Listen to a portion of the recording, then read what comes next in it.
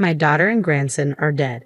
Forget it. I will never forgive you. My mother's words pierced the air, each syllable an icy dagger. As a child, my mother was distant and cold.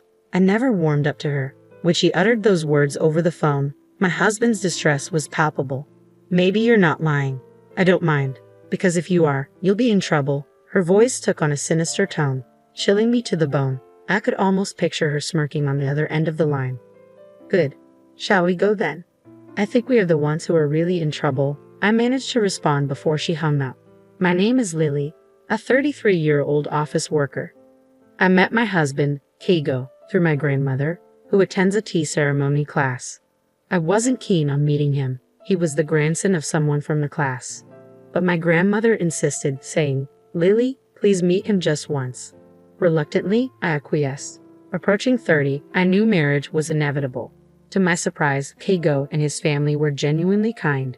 After a year of dating, I married Kigo. His family, with their prosperous business, was worlds apart from my humble upbringing.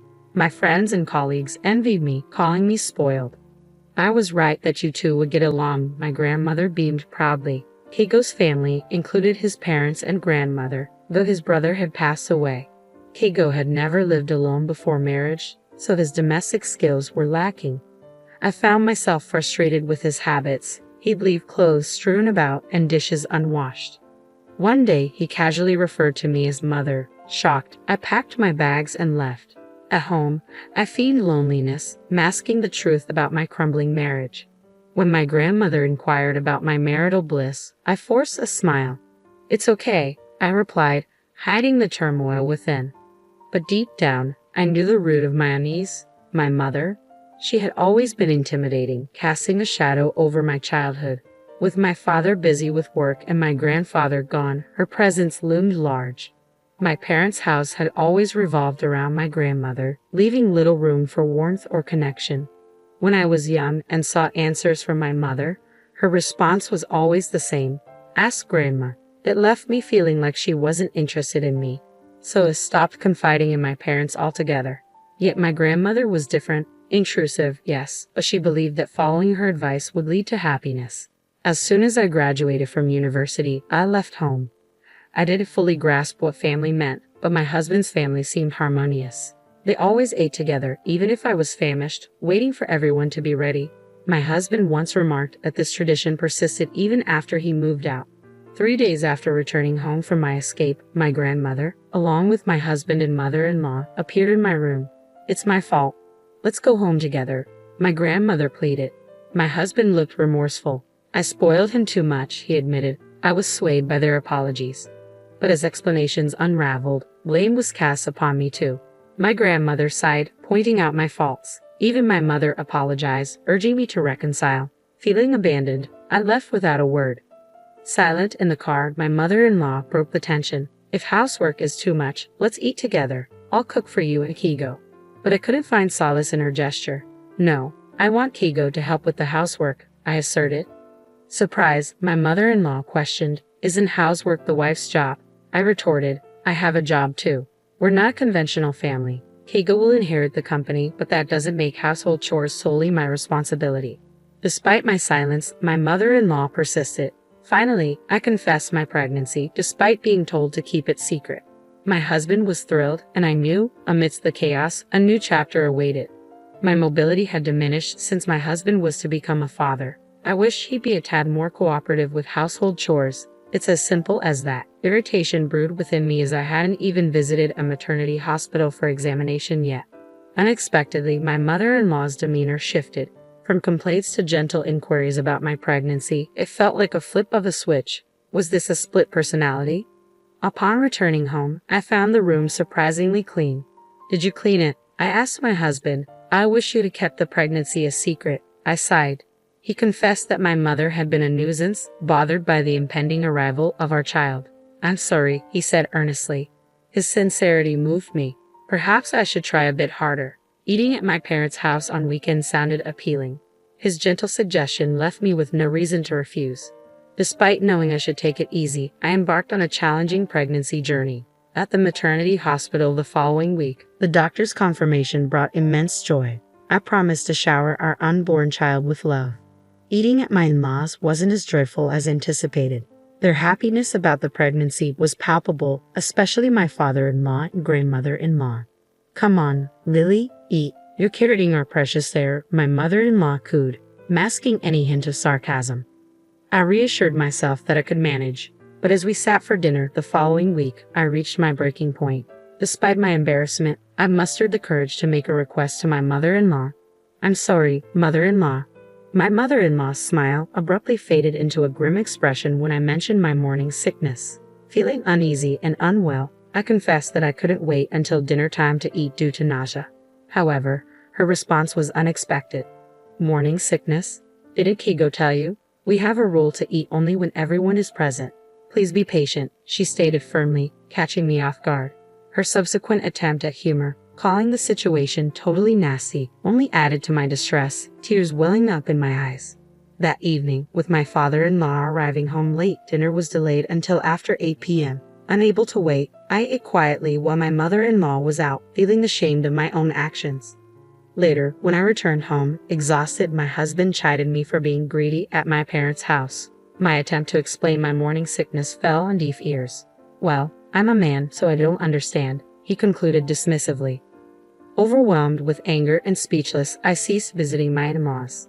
Instead, I feigned illness to avoid facing the discomfort and humiliation again. Each day, grappling with the weight of morning sickness, I longed for relief while cherishing the growing life within me. Despite my father-in-law and grandmother-in-law's gentle reminders to take it easy, my mother-in-law's relentless insistence on my presence became a source of stress. Her incessant calls only worsened the situation, leaving me with a pounding headache. In the midst of my discomfort, I couldn't help but wonder why Keigo was the only one visiting my parents' house. The pressure from my mother-in-law weighed heavily on me, pushing me further into isolation. "I have severe morning sickness," I sighed, hoping for some understanding. "Ha, again? I guess that means you're feeling good," my mother-in-law quipped, her tone light.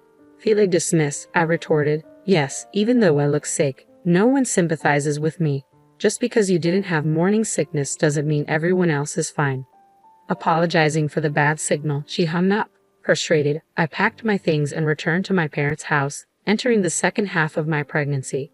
When I mentioned to my husband about wanting to stay home early, he casually brushed it off. Despite frequent calls and messages, I ignored them, feeling overwhelmed. Even my grandmother, usually gentle, expressed her displeasure, refusing to offer assistance. Despite the strained relationship with my in-laws, one silver lining was more time with my mother.